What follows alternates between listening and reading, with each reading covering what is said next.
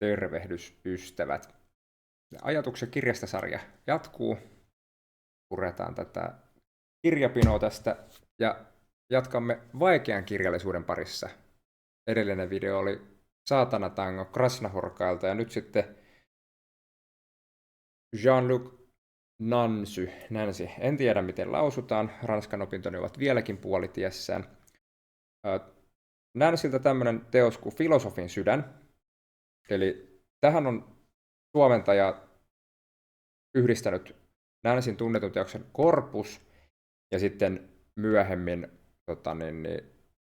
tehdyn tällaisen kuin tunkeilija, voisiko sanoa essee.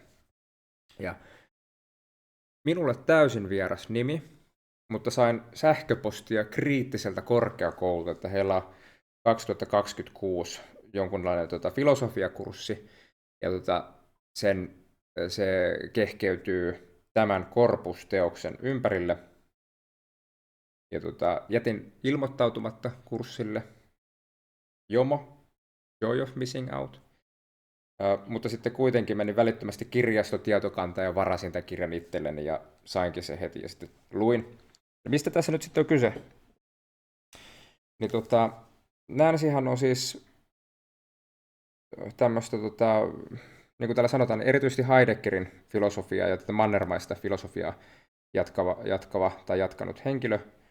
Ja Corpus, tässä puhutaan niin kuin ruumiista. Ja jotenkin tämä on niin kuin mulle itselleni äärimmäisen sellainen läheinen, koska mä mielen itseni hyvin keholliseksi ihmiseksi. Ja sitten se jotenkin, miten mä ajatellut, että se on hyvin sellainen niin kuin voimakas sellainen jännite, niin kuin, että mä niin kuin todella tavoittelen sitä niin kuin sivistystä ja semmoista, mitä ihminen voi tietoisella abstraktilla ajattelulla saavuttaa, mikä on vain ihmiselle varattu ja mahdollista, ja sitten tämä, niin kuin tämä ruumillinen ja fyysinen todellisuus, jossa tämä kaikki tapahtuu, niin kun mä ajattelen, että se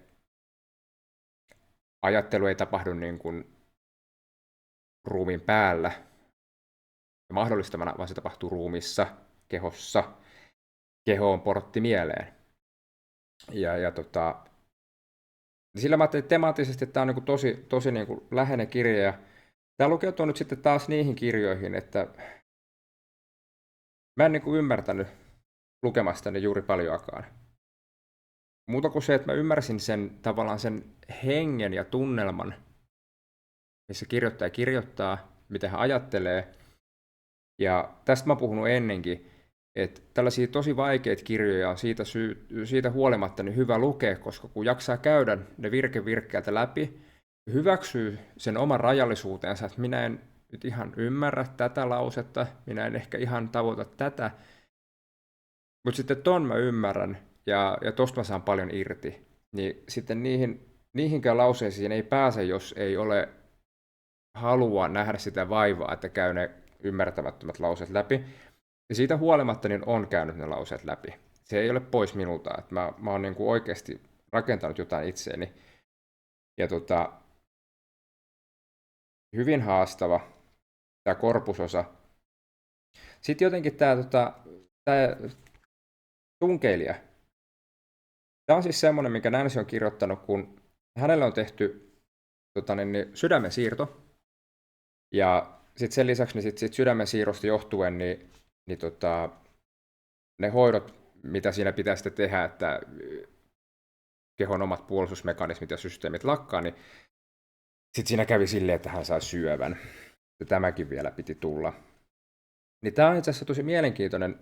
Tämä oli niin kuin paljon selkosanaisempaa tekstiä. Tässä oli hyviä kysymyksiä, mitkä ei välttämättä ole niin kuin arjen kannalta kauhean relevantteja, mutta sitten kuitenkin ainakin mua kiehto, koska hän pohti esimerkiksi sitä, että jos hän on niin kuin 60 ja hän on oma ruumiinsa ja hänelle on laitettu 40-vuotiaan ihmisen sydän, josta on tullut osa hänen ruumistaan, osa häntä, niin minkä ikäinen hän on? Mun kaverit vastasivat, että totta kai se on 60. Mutta sitten kuitenkin niin ajatuksena, että mitä me olemme, mitä ne on ne ajatukset ja muu, ja sitten esimerkiksi filosofit tykkää leikkiä jollain niin kuin, vaikka niin kuin kynsillä tai ihokarvojen idealla, että miten ne niin kuin, poistaako ne jotain minusta tai muuttuuko. Mutta sydän on kuitenkin aika keskeinen elin. Niin sitten se, että se on ihan totta, että eletäänkö me sittenkin niin kuin, tämän kosmoksen kautta niin kuin yhteisessä ruumiissa. Et jotain niin kuin veriryhmäjuttuja joo, mutta niin kuin näin sitten käyttää, että eihän hän tiedä, että hänellähän saattaa olla niin kuin tummaihoisen naisen sydän. Se toimii.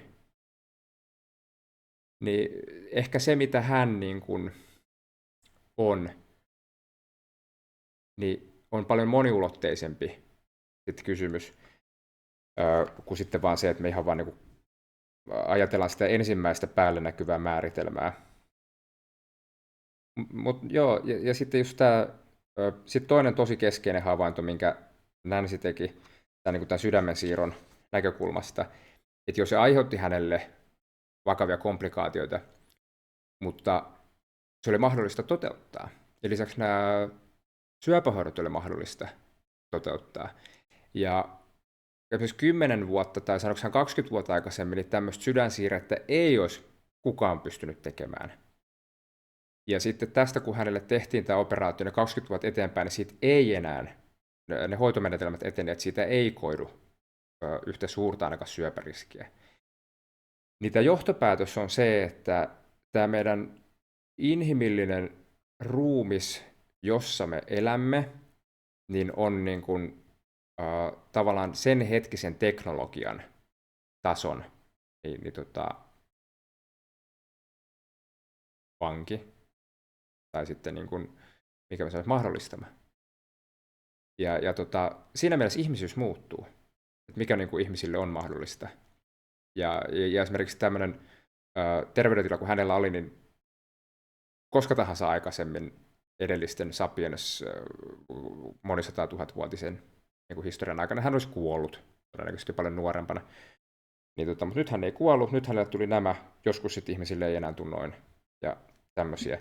Niin tavallaan nähdä se oma paikkansa niin tämmöisessä pidemmässä jatkumossa, niin oli yksi ajatus, mikä mulle tästä tuli. Ja tavallaan kun mä oon itse semmoinen teknologiasta äärimmäisen riippuvainen, mutta myöskin sitä suhtaan kriittinen, niin tavallaan nähdä niitä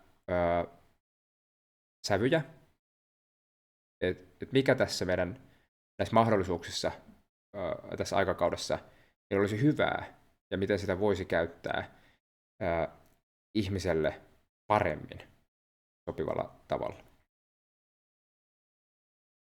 No siitä lähti semmoinen ajatus liikkeelle, mutta siis Jean-Luc Nancy, filosofin sydän, tämä ei ole pitkä, eli se tässä on hyvä, että kaikkinensakin niin 140 sivua, niin kääntäjät tehnyt taas todella ansiokasta työtä, ei tämä mitään semmoista niin kanttia ole, kantin tekstiä mä en ymmärrä lainkaan, tätä pystyy niin lukemaan ja kulkee eteenpäin, mutta sitten on vaan vähän hämmästynyt.